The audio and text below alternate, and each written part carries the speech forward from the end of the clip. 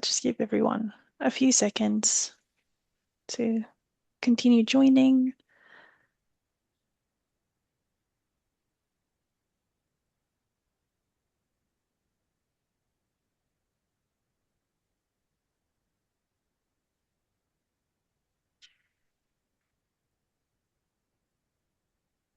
Right.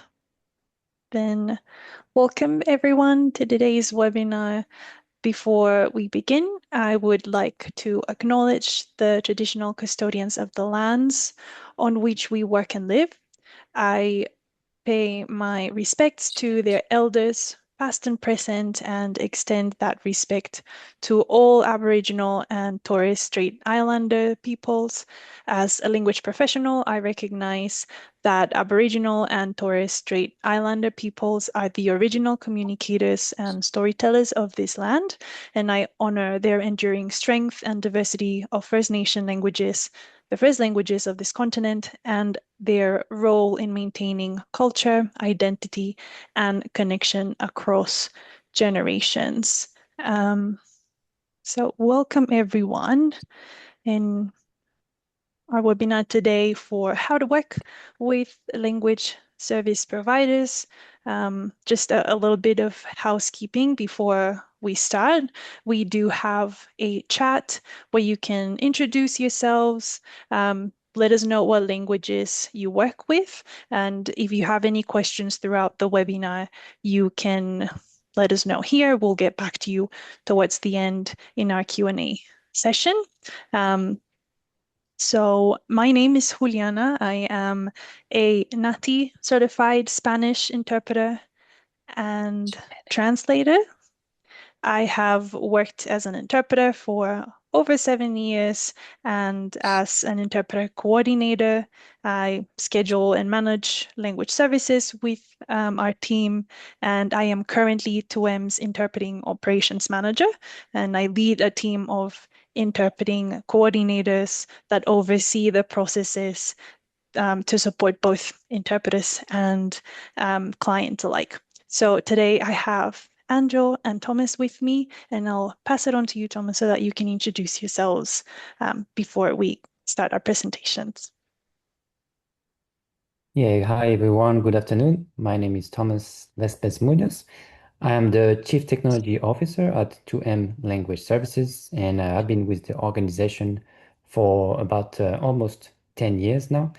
And my role is to look after information and technology platforms and system, making sure that the technology that we use every day to deliver interpreting, translation, or technology services are running smoothly and up to date with like a modern compliance and security information compliance as well. Thanks, Thomas. My name is Angel Bogicevic. I come from an interpreting background and have also arrived in Australia as a refugee. My work focuses on enabling participation of culturally and linguistically diverse communities in the provision of the quality person-centered care in healthcare. I'm passionate about giving consumers from various cultural backgrounds a voice and an ability to actively participate in decision-making about their own healthcare journey. I have previously worked in Metro South Health here in Brisbane, and one of my positions was a mobile outreach vaccination program for our culturally and linguistically diverse groups during COVID, and we have managed to provide vaccination access to more than 20,000 vulnerable individuals. I'm currently working in Queensland Health, Department of Health, as a language service lead in the Multicultural Health and Language Services team of Queensland Health. Thank you. Thank you. So with that, we'll get started with our presentations. Again, everyone, if you have questions, please feel free to type them in our Q&A chat. So I'll just share my screen.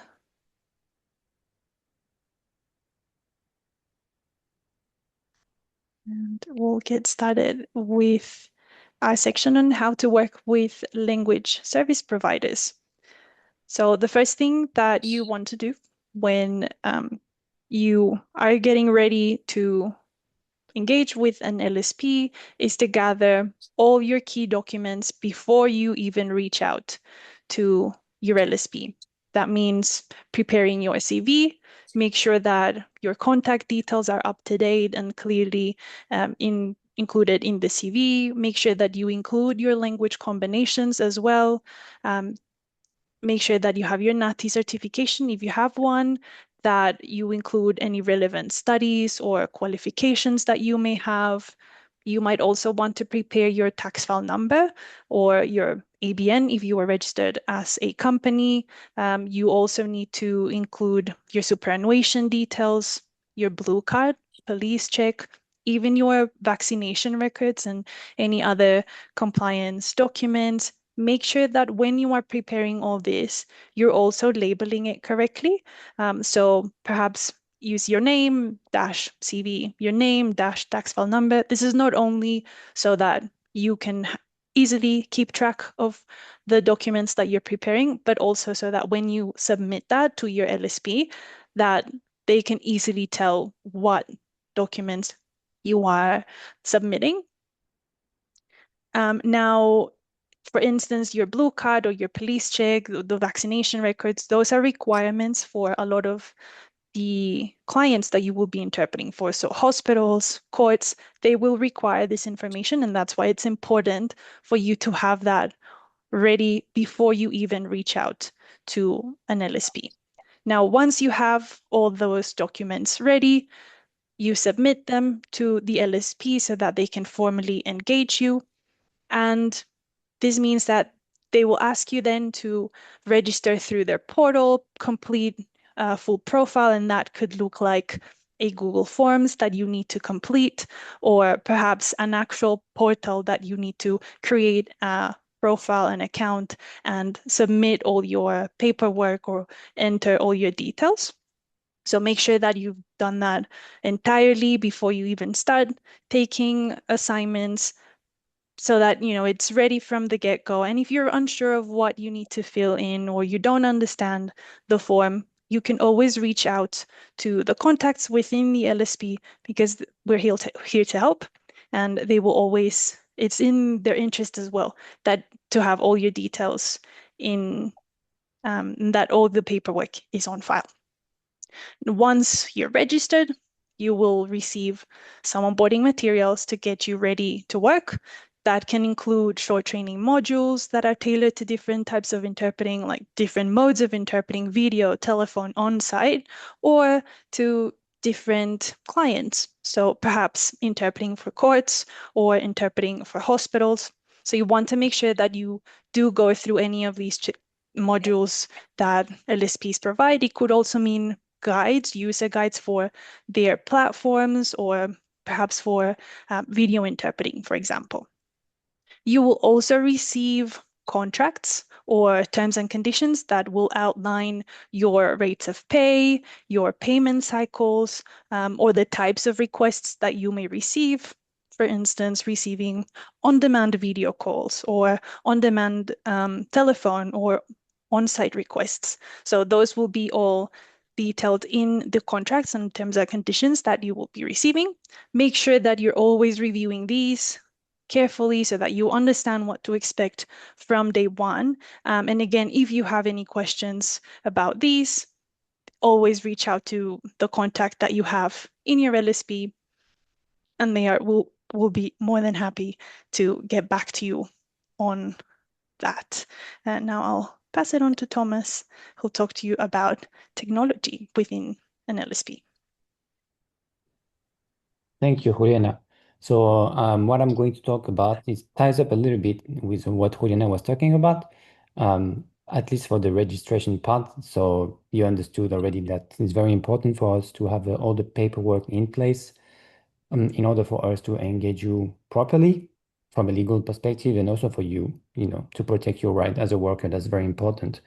And then once you sorted out the paperwork, then comes to creating your profile in the LSP portal. So most of the LSPs today, they would, create a user account for you in their portal. And this is typically a portal that you will have access to in order to receive job opportunities, review them, and you can accept them or decline them. And then you can consult your work activities and so on as well.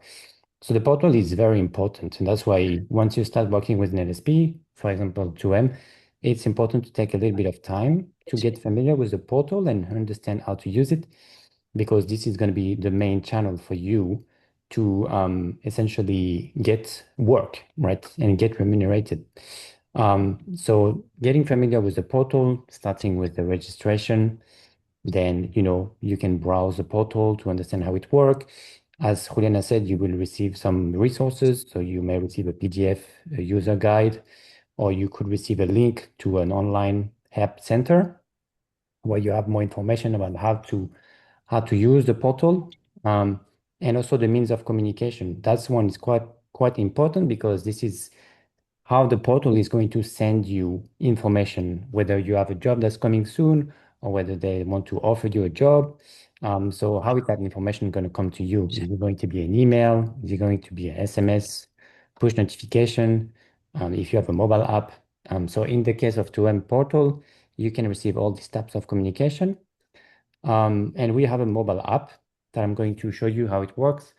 Um, if the other LSPs also have a mobile app, you may receive, instruction on how to use the mobile app with the other LSP as well. I put a QR code in the screen, and feel free to screenshot it or take a picture, or you can scan it already. This is just going to redirect you to MLingo Help Center. It's the online page where you have several help articles that detail how to use certain features of the system, such as how to receive an appointment and accept an appointment offer, how to take on-demand calls, and so on, how to sign an appointment slip, that kind of stuff, okay? But I thought that today, since we have like a few minutes, I will just take some time to take you through the app myself, so that you can see how it works in real time. So if that's okay, Juliana, I'm just going to take over the screen sharing for this part.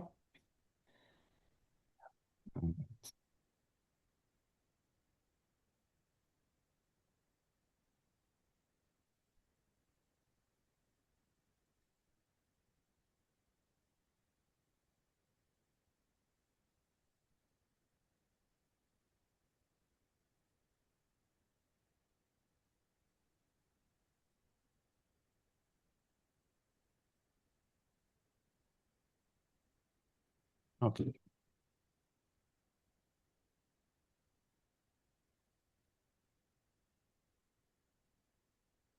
So I'm going to share the screen of my iPhone. And if I can just take that, you can see my iPhone properly. Yes, Yeah. thank you. Perfect. Thank you, Juliana. Okay, so that's just my iPhone, and I'm going to browse through the app. So this is the app that we have at WEM. It's called Interpret Manager. And then in the resource, we give you a link on how to download it as well. I have an interpreter profile, so I'm just going to act as if I was an interpreter. So the first thing is I open the app. What I can see is appointments. So these are my bookings, right, that I have with 2M. As you can see, there's different colors. The ones that are in green, they actually are scheduled bookings, so I already accepted them, and they are upcoming bookings, right? So for example, if I open this one, I can see that I have an appointment on the 12th of May. It's a medical appointment for 1 hour and a half. This looks like a Royal Brisbane Women Hospital. And if I click on the detail, I can see some more information about the appointment. I can see some specific instructions. For example, I have to arrive 10 minutes before the appointment start time. And so this one is schedule is green, meaning that I already accepted this appointment, okay? And then you have a map here, a map view, so you can see where it is as well. Now, if I go back, I have this one here that has just turned blue. Blue means it's appointment in progress. So per se, right now, I'm supposed to be at an appointment, right? We open it, we can see it's in progress. It looks like the Metro South Children's Health Queensland Hospital in South Bank here. And I have another button here, sign, which I will show you at the end on how to digitally sign an appointment slip. But before that, I want to show you what about when 2M is offering me a new job? What can I do to review this job and accept it? Well, you will get a SMS, an email, and a push notification since you have the mobile app. And then if you open this tab, the appointment, you will see it in yellow, which is mean broadcasted. Broadcasted means the job is awaiting for you to accept or reject it. So you can review the job detail here. So I can see this one is for the 18th of May, 3 hours. It's going to be a legal type of appointment. And I can see that it's going to be a remote appointment taking place over Microsoft Teams. And I already have the link here. Okay. So I reviewed the detail. I checked my calendar and I said, yep, okay, I can do this job. Quite happy to do it. So I'm going to accept it. So here I will accept the job. Now the confirmation is pending. That means that the 2M administrator from our end will receive that you have accepted this job. They will review that you are suited for this appointment and they will confirm you. Once they confirm you, the status is going to change to scheduled and it's going to be green. And that means that the job is confirmed. You can go ahead with the job, right? You can log this in your calendar. So what happened for a new job offer? So what I'm going to do now, I'm just quickly going to offer me a new job just so you can see what it looks like on the phone. So I'll do that.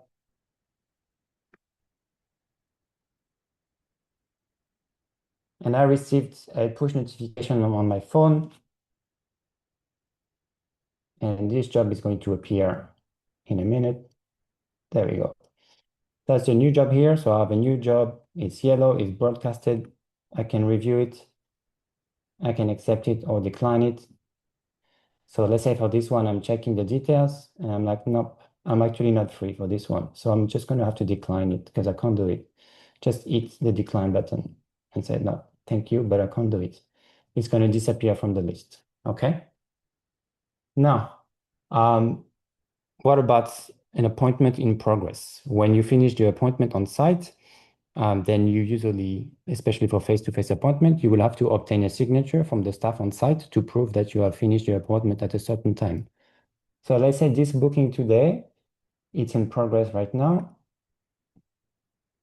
It was 1 p.m. for 1 hour, but turns out we finished pretty early because it was an easy one. So I want to sign and I want to finish this appointment. So what you will do on site, you will open the app. You will first confirm the end time of the appointment. So I'm going to say this appointment has finished. And then it will capture the time. So right now it's 1:18 p.m. So it will capture, it lasted 18 minutes. And I'm going to obtain the signature from the staff on site. That's a very important step, okay, for your remuneration. So I'm just going to double check. Yep, it finished earlier. 18. And then I'm going to sign it. So this is the signature for me, the interpreter. So I'm just going to sign. Happy with that. And then I'm going to get the requester, the person on site, to sign it for me. So at this step, you will hand over your phone to the staff on site and you say, please sign. And they can sign digitally as well. So they will sign here. I'm just going to do a dummy signature and then upload it. All right. Now the status has changed to completed. We have received on our end your signature as well as the client signature was confirmed, that the appointment has taken place between the two times that we've indicated. And so that's going to, confirm all of the details so that we can remunerate you appropriately at the end. All right. So this is, quickly way just describing how to work with the appointments and the bookings. Now, the app is also very important, especially with 2M, for another thing, which is on demand, right? So most of the time, and I guess with other LSPs, you will receive booking in advance. You can accept them. It's all pre-booked, right? But there's another type of work that we offer through 2M, which is on demand, which is an ad hoc request that would come to your phone. It's always remote, of course, because it cannot be on site for logistical reason. And you can get through the app a telephone or a video call from a customer, right? So the first thing you want to do if you want to take those jobs is to be online. So right now you can see this button here is red. That means that my status is offline. I cannot, receive call. So you click on that and then you change to online. That means that you are ready to take on telephone and video call as well, right? And so the way it works on the phone is very simple, is that as long as you turn online, if there is a call in your language, whether it's a video or telephone call, you will get a notification on your phone. It will look like an incoming call, right? But it will have the app logo, the Interpret Manager app logo. And then if you are in a private space and then you have, let's say 20, 30 minutes, ideally 30 minutes in front of you where you can take the call, then you can accept the call. If you're not free, you can just let it ring or you can just, hang up and decline the call. And then if you click on it, let's say you accept the call and you will be able to see whether it's a video or telephone call as well. So then, like depending on your environment, like that you're in appropriate, situation to take the call, then you can, accept or decline as well. When you click on accept the call, it will open the app automatically, and then it will load the call. Of course, if it's a video call and you're on your phone, you want to place the phone appropriately so that you can show your face and do the video call, and you'll be able to see the client as well on the phone. So it's kind of like a call on WhatsApp or, on Skype. It's very similar, but it's through the app as well. So at 2M, the app is really important. And so if some of you don't have the app yet, I really strongly suggest that you download the app. So please do it today if you haven't done it yet. And going back to the slide, because I'm done with this part, if Juliana, you can just one more time bring back the slide and show that QR code, just in case people haven't screenshotted it yet. So if you click on that QR code, you will find also the link on where to download the app as well. So feel free to, again, save that QR code and download the app if you haven't used it as well. And after the webinar, if you start playing with the app and you have any question, just send us an email or give us a call, and our team of coordinator will be happy to help you, troubleshoot any problem that you have with the app. Cool. So we can jump to the next slides. I'm sure there will be some question about that, but we can address them after in the Q&A section. So yeah, Juliana, if you don't mind just skipping one slide. Yeah, perfect. Cool. So now this part is about, okay, so we talked about, using the LSP portal and the technology. That's really important on how, to manage your work activity through an LSP. Now, what other technology can you use to help you with interpreting?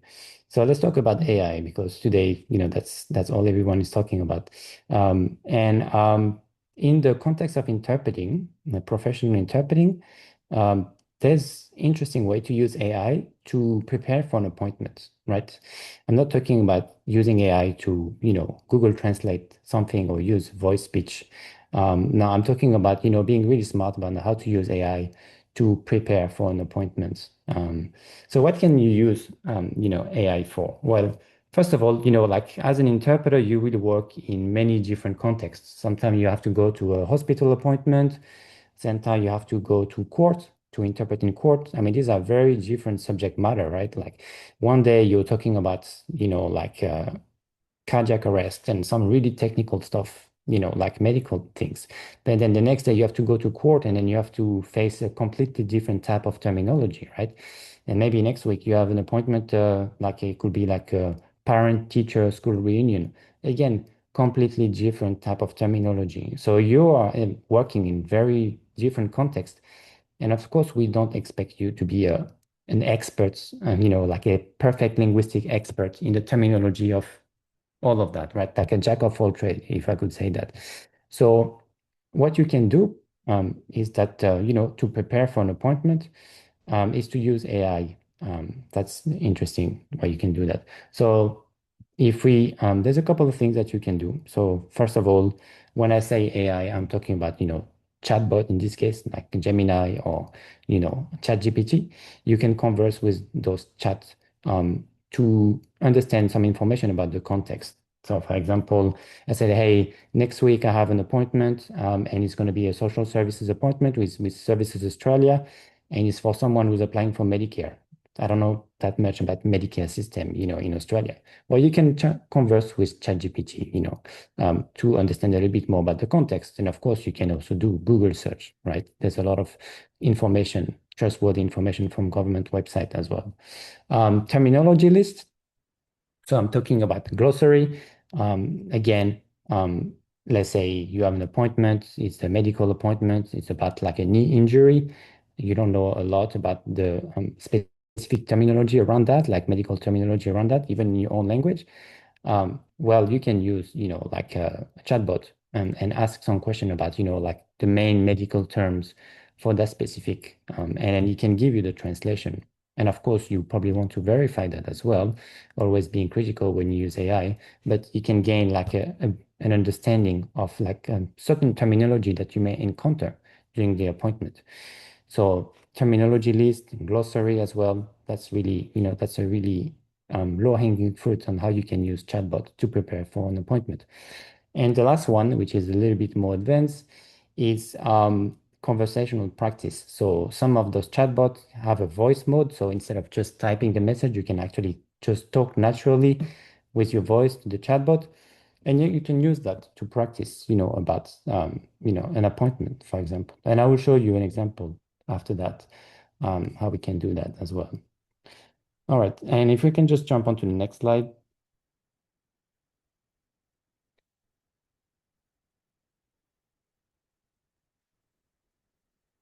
Julian, if you're able to just go to the next slide. Yeah, thank you. Cool. So let's take a practical and a real use case, right? So I'm actually French, right? I've been in Australia for 10 years. So I'm not an interpreter, such as you guys, but I still speak and English and French. So let me just role play. Let's pretend for a second that I'm a English and French interpreter. And then I have a medical assignment next week, and it's a cardiology department. And I actually don't know much about, cardiology, whether it's in English or even in French, in my native language, right? So I need to gain a little bit of confidence before I show up to this appointment because I may, be hearing things that I've never heard of before. So the first thing I would do is I will, go to ChatGPT or Gemini, and I will get a little bit of contextual information about what to expect. So depending on the information that the LSP has given you about, the appointment, sometimes it's more, sometimes it's less, then I could, share some of that with ChatGPT about, and then, ask ChatGPT, can you give me more contextual information about that? Or what does cardiology look like in Australia?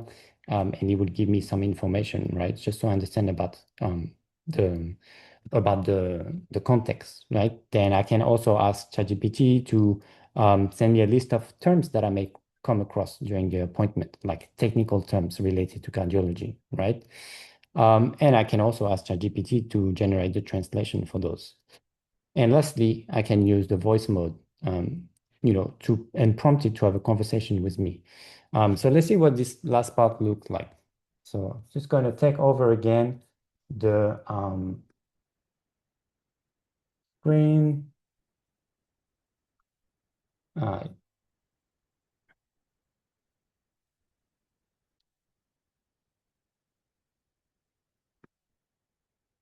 and this time I'm going to share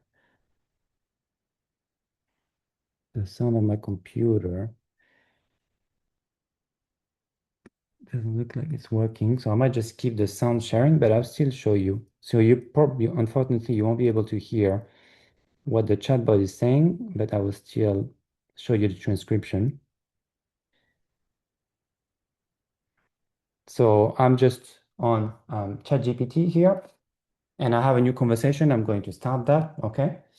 So let's start in voice mode. So I click on the voice mode here. Hey, I'm an English and French interpreter, and next week I have a medical appointment I'm going to interpret for, and it's about cardiology. Now, I don't know much about cardiology terminology, and so I was hoping you and I could have a conversation about cardiology where we can go through some of the main terminology that I may come across with the appointment. Can you help me with that? Of course, I'd be happy to. We can start with some foundational terms and build up from there. In cardiology, you'll often hear about the heart's anatomy, like the atria, ventricles, valves, and then conditions like arrhythmia, ischemia, or myocardial infarction, also known as a heart attack. Are there any specific types of situations or terms you already know might come up so we can focus on those first? Yeah, so I know that the patient, they are elder person and they had the cardiac arrest in the past. And that gives us a good starting point. With a history of cardiac arrest, you might hear terms related to the heart's rhythm, like arrhythmias or fibrillation. You may also encounter discussions of defibrillators, devices to restore rhythm, ejection fraction, which measures heart pumping efficiency, or terms about coronary arteries. We'll walk through them calmly, and you'll feel more confident when the day comes. What would you like to unpack first? Yeah, that's great. So all of the technical terms that you mentioned, are you able to give them to me in English and French so I can have a glossary before the appointment? Absolutely, I can help with that. Let's do it like this. I'll name a key term in English, give you the French equivalent, and a brief meaning if you liked. We'll build a nice little glossary together. Tell me when you're ready to start listing terms. Yeah, so let's start with arrhythmia. All right, in English we have arrhythmia, and in French it's arythmie. Both refer to an irregular heart rhythm. Simple and easy, right? Let's keep building. How do I say defibrillator in French? Defibrillator in French is défibrillateur. It's basically the same concept, just pronounced with that French flair. Keep them coming. Okay, so that was it. I'm not gonna go on for longer, but you can see how simple it was. I'm not sure if you were able to hear the audio coming from my computer, but I actually got some. Okay, excellent. So you can see it's quite funny actually. Even when he was talking in French, he actually took kind of like a decent French accent. So now I have my glossary, right? I could go for longer and get like more like terms before my appointment. But really, what this is about is, it's not about becoming like a medical expert in cardiology overnight. No one expects that of you. And of course, even during the appointment, the clinician is understanding if you have a problem with a term, you can ask them for clarification or explanation so that you can interpret that to your patient. But it's more about gaining a bit of confidence, right? I can spend 15, 20 minutes talking to the chatbot, and by the end, at least I have some like bit of knowledge of what to expect. I feel more confident. And on the day when I go to the appointment, I will be more comfortable delivering the interpreting service and providing a better, like better care for the non-English speaking patient. So this is a really simple use case for you, to use AI. How can you use AI as an interpreter? Well, use it to prepare for an appointment, use it to gain confidence and to get comfortable around certain terminology, certain situation that you may come across, etc. Right? I'm going to close on that, but one more thing I wanted to also point out, and that's very important, when you use AI, it's also around privacy and information security. So you may share like generic information about upcoming appointment that you have. Like I give like minimum details, right? In this case, I just say, hey, I have something about cardiology. It's happening next week, but that's it, right? In no circumstance you should share more deep information about the appointment. Like I'm not going to say, hey, I have an appointment at Royal Brisbane Hospital for Mr. Thomas Lespes Munoz is the patient and he's 87 years old. Now at this stage, you're kind of like sharing private information. And especially if you use like a free version of ChatGPT and so on as well, then you're kind of like in breach of the OSIT code of conduct here. So always stay vague and general about, sharing detail about an appointment. Do not share personal identifiable information that is like first name, last name, email address, or, like residential address. Don't share anything about the patient or the client.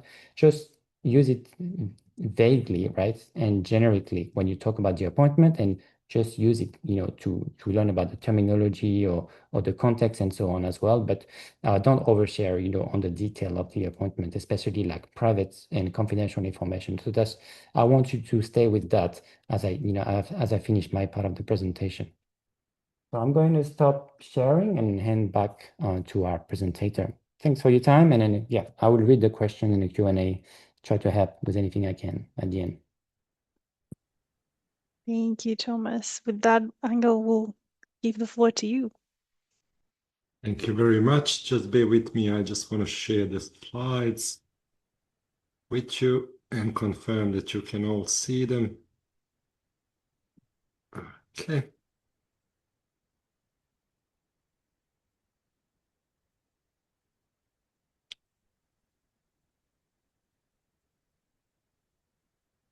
Excellent.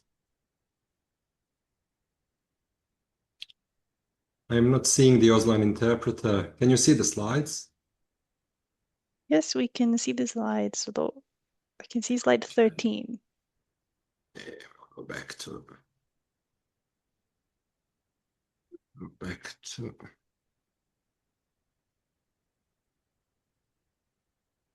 Okay.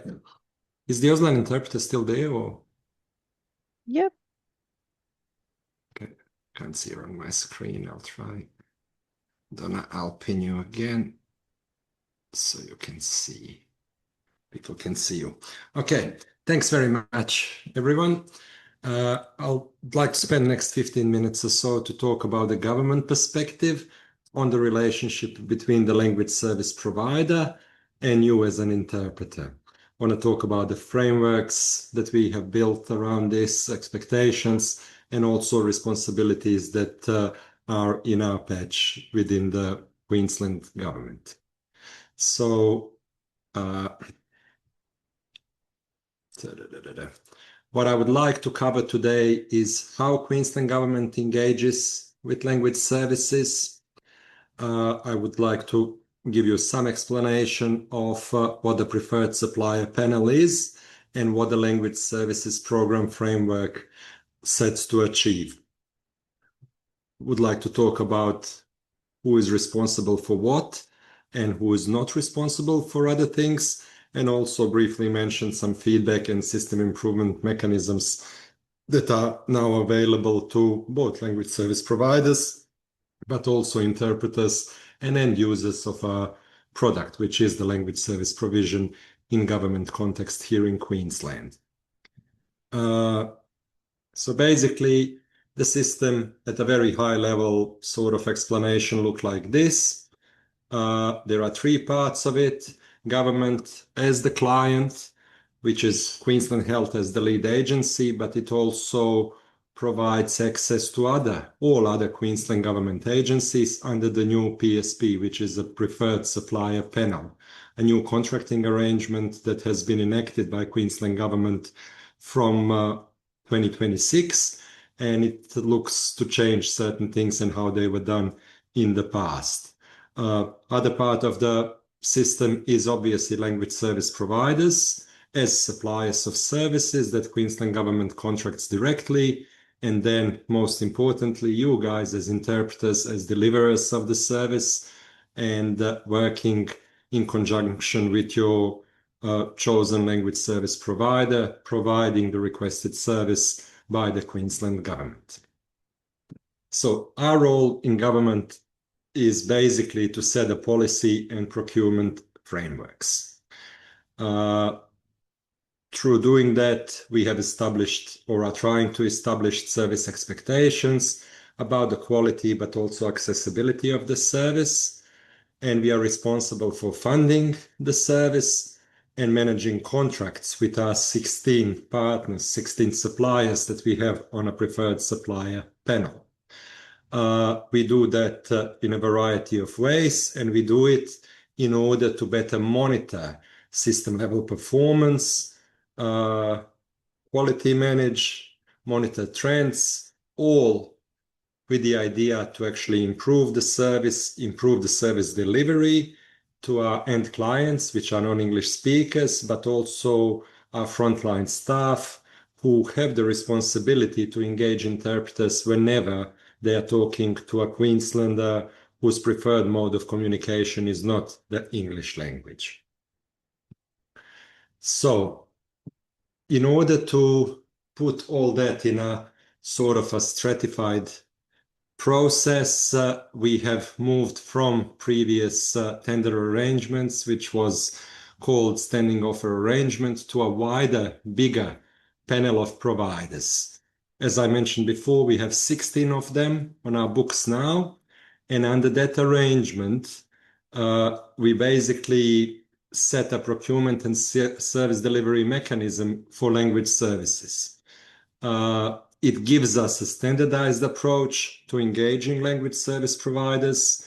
It very clearly sets contractual terms and service expectations, and it allows us to have good governance and accountability arrangements. We are focusing on trying to make it as linear as possible to be consistent across various service delivery environments in government, but very importantly also considering that we are using taxpayers' money, we had to be fully transparent in procurement and look for value for public funds. Value for money does not equal the cheapest product. We are looking at the best quality product versus the cheapest product. We obviously have to weigh up pros and cons of all of that. And the panel has been impaneled at a very high level of Queensland government reps, and they have chosen these providers for a reason, because they have provided us with a good mixture of, value for money, but also much more importantly, quality, because we know that quality impacts on the service delivery, and we do not want miscommunication or communications breakdown to result in any adverse outcomes for non-English speaking Queenslanders.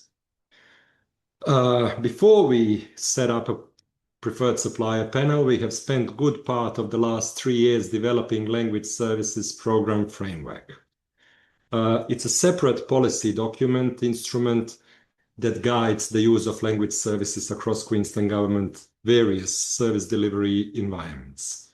It very clearly defines when interpreters should be, when we should work with interpreters, put a preference on engagement of interpreters. We want to see higher credentialed interpreters allocated to higher complexity jobs. And in general, we want to see a process where highest credentialed interpreters are offered jobs before those with lower credentialing levels. We have embedded principles of equitable access and culturally appropriate care. And you're probably asking yourself, how does this talk to the preferred supplier panel? Very simply explained, the framework is a policy direction that tells us what and why, and preferred supplier panel is a delivery mechanism that basically enables us to source services and procure them and have them provided in a stratified linear way. Okay, so the framework does not regulate individual interpreters, because we don't have contracts with you. We have contracts with your language service providers, our suppliers. We also do not manage day-to-day interpreter conduct. That's a relationship between an interpreter and their chosen language service provider. And we do not intervene in the individual engagements. As you can imagine, there's more than 200,000 jobs across Queensland government every year. We monitor trends for quality in order to identify them and hopefully work on improving the management of the service going forward. Very importantly, between you and your chosen language service provider or providers, you need to be aware that this relationship operates independently of any government interference. And your relationship with the LSP, you need to know that LSPs are those that are responsible for recruitment and ensuring credentialing. It's also your responsibility to have a credential. LSPs are responsible furthermore for workforce management, performance management, and interpreter support. As a representative of Queensland government, I will not be commenting further on how that looks. That is between you and your chosen language service provider. Just 1 second. So this is really important to understand, because it avoids confusion about who's responsible for what. It also ensures that issues are raised at the appropriate level.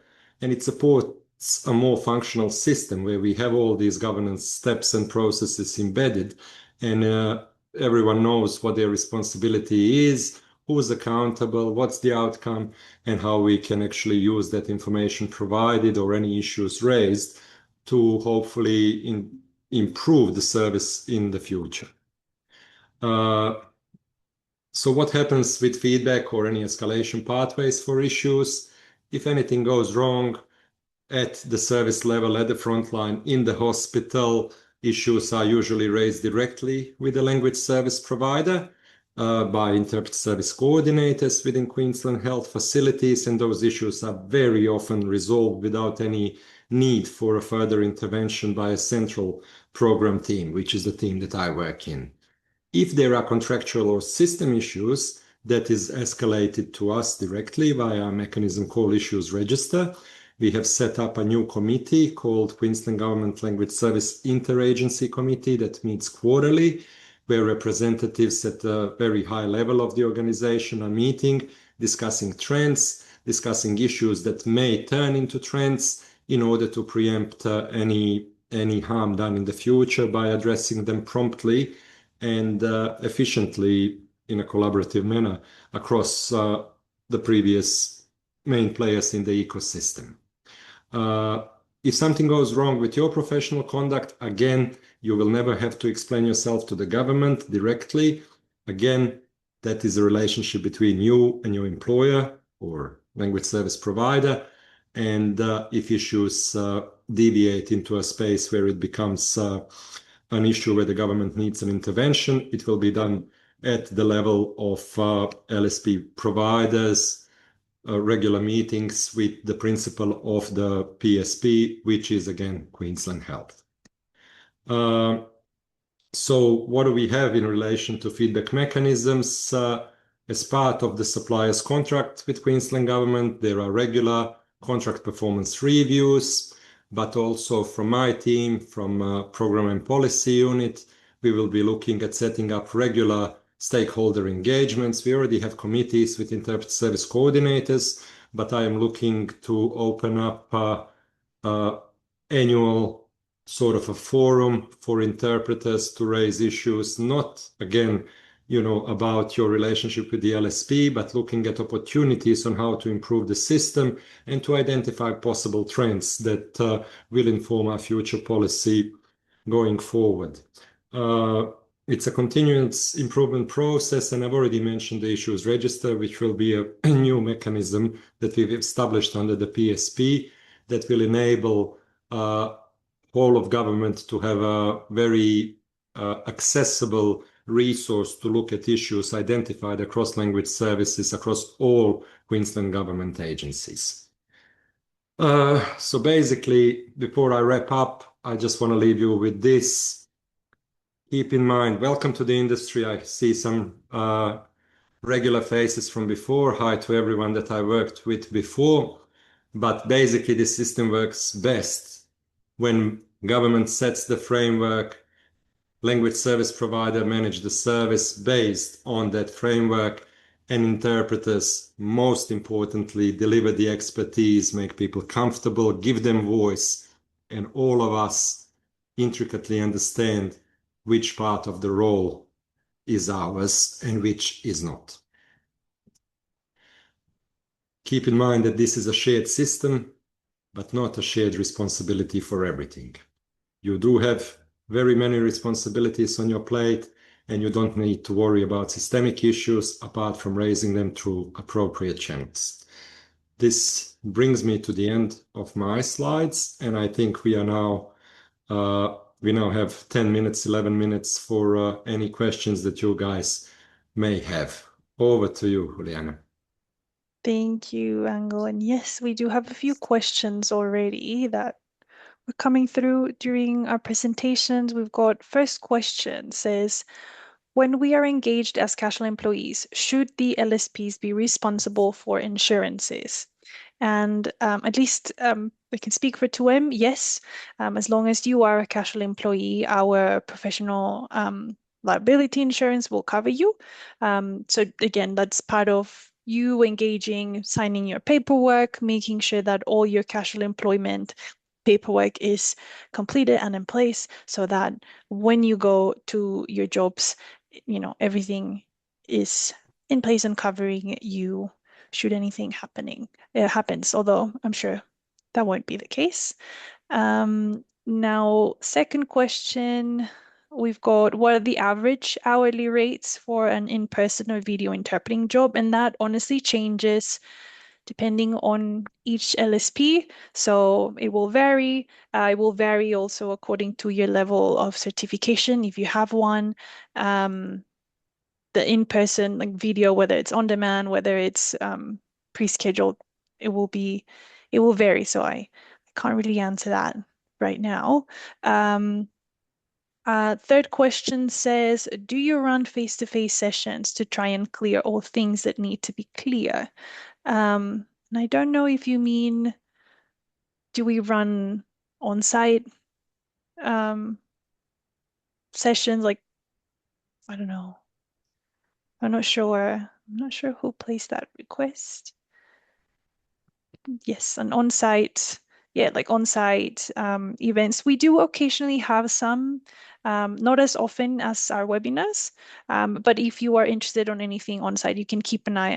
2M, we have the 2M Academy, so things are happening remotely there, but also you can sign up for our newsletters. And if you are signed up as an interpreter, and we are offering any event on site near you, we'll reach out to you and let you know if any come available.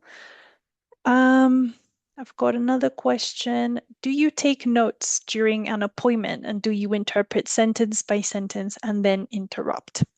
Now, that really is up to you, the note taking. I think as interpreters, the more you work, you'll adjust how you like to engage with the session.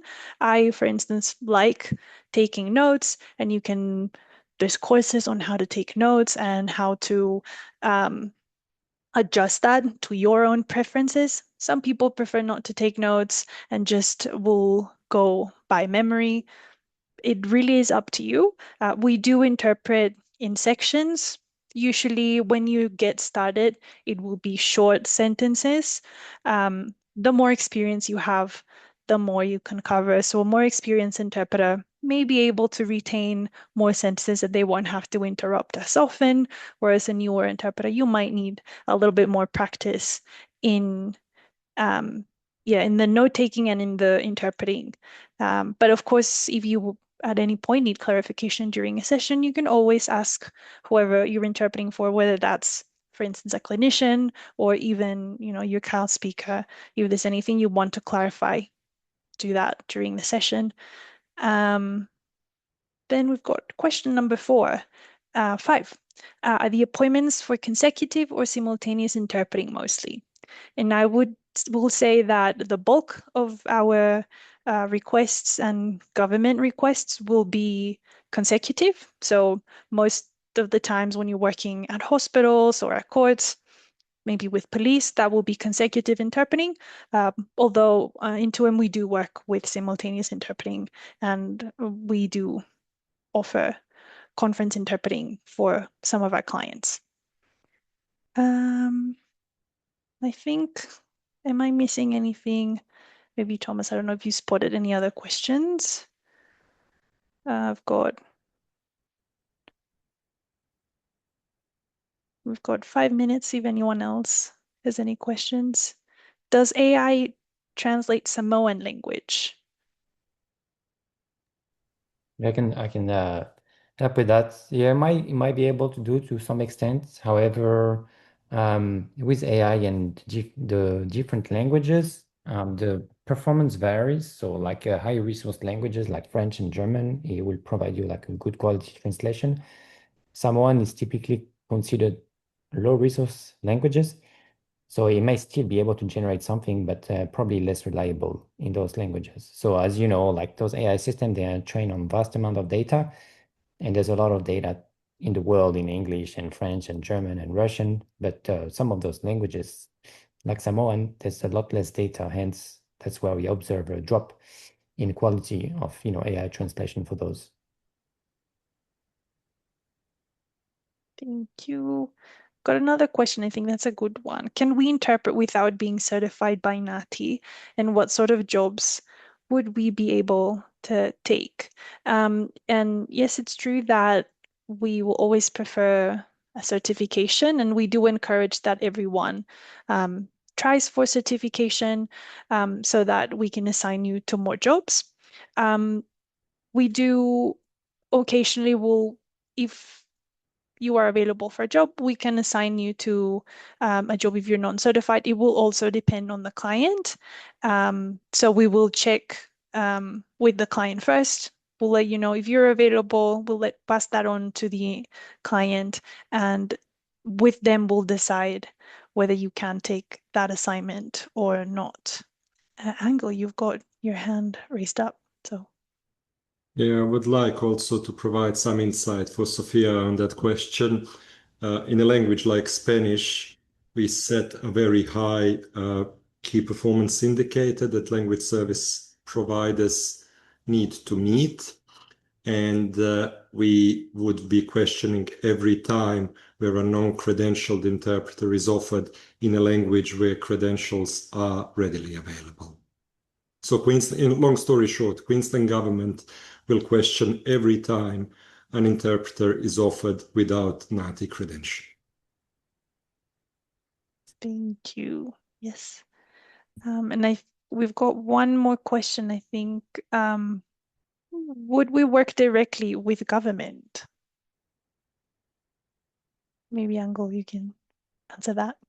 Would we work directly with government? Not really sure. You will be working with government employees. Queensland government is the biggest client for language services in Queensland. But if you're asking whether you would be working directly with the government departments or whether we would be employing you directly, the answer is no.